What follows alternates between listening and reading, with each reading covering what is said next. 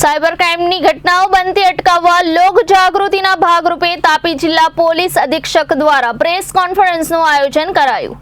Online ટ્રાન્ઝેક્શનમાં ફ્રોડનો ભોગ બનેલા વ્યક્તિના પૈસા ફ્રીઝ કરાવવા અને પાછા આપવા ગુજરાત સાયબર ક્રાઇમ પોલીસ વધુ સક્રિય છે અને એક નવી પહેલ કરી છે।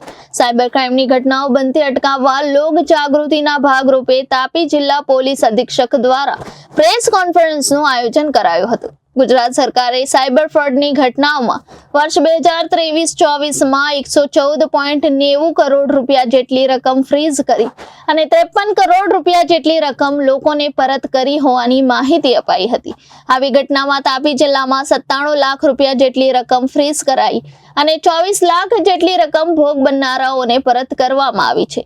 ગુજરાતમાં એક નવી પહેલ સાથે હવેથી ખોટી રીતે ફ્રીઝ થયેલા એકાઉન્ટમાં જેટલી રકમ કોઈની આવી હોય તેટલી જ રકમ ફ્રીઝ કરવામાં આવશે।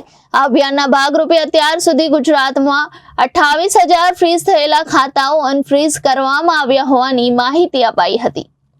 આપણે સૌ જાણીએ છીએ એમ આજના સમયની અંદર સાયબર ક્રાઇમ એ ખૂબ જ મોટો પડકાર છે। આ સાયબર ક્રાઇમને નાથવા માટે ગુજરાત સરકાર તરફથી ગુજરાત રાજ્યના તમામ જિલ્લાઓની અંદર સાયબર ક્રાઇમ પોલીસ સ્ટેશનની સ્થાપના પણ કરવામાં આવી છે, જેની અંદર પીઆઈ કક્ષાના, પીએસઆઈ કક્ષાના અને સાયબર ક્રાઇમ વિશે જાણકાર એવા પોલીસ માણસોની નિમણૂક પણ કરવામાં આવી છે। સાયબર ક્રાઇમમાં મોટાભાગે કોઈ પણ કોલ અથવા ઓટીપી વગેરે આવવાથી તેમના બેંક એકાઉન્ટમાંથી, ભોગ બનનારના બેંક એકાઉન્ટમાંથી પૈસા ઉપડી જવાના બનાવો ખૂબ ધ્યાને આવતા હોય છે। આ જ બનાવોમાં વિક્ટીમના પૈસા ફ્રીઝ કરાવવા અને એને પૈસા પાછા અપાવવા માટે રાજ્ય સ્તરે અને જિલ્લા સ્તરે પોલીસ એજન્સીઓ દ્વારા કામગીરી કરવામાં આવે છે। આ કામગીરીના ભાગરૂપે વર્ષ 2024ની અંદર કુલ જેટલી રકમો ગુજરાત રાજ્યની અંદર કુલ જેટલા રકમનો ફ્રોડ થયેલો હતો અને લોકો ભોગ બનેલા હતા તેમાંથી લગભગ 46.42% જેટલી રકમો ફ્રીઝ કરાવવામાં સાયબર ક્રાઇમ પોલીસ સ્ટેશનની એજન્સીઓને સફળતા મળેલી છે। આ આંકડો અગાઉના વર્ષો કરતાં ખૂબ જ વધારે છે। અગાઉના વર્ષ 2023ની અંદર આ ટકાવારી 17.93% હતી, જેની સામે આ 46.42% જેટલી રકમ ફ્રીઝ કરવામાં આવેલી છે। આ ટકાવારીની સામે જો રકમ જોઈએ તો 114.90 કરોડ રૂપિયા જેટલી રકમ ફ્રીઝ કરવામાં આવેલી છે અને જેમાંથી કુલ 53 કરોડ રૂપિયા જેટલી રકમ રિફંડ પણ કરાવવામાં આવેલી છે। એટલે કે જે આ રીતના ફાઇનાન્શિયલ ફ્રોડનો ભોગ બનેલા હોય સાયબર ક્રાઇમનો એવા લોકોની કુલ 53 કરોડ રૂપિયા રકમ તેમના ખાતાઓમાં પરત કરી દેવામાં આવેલી છે।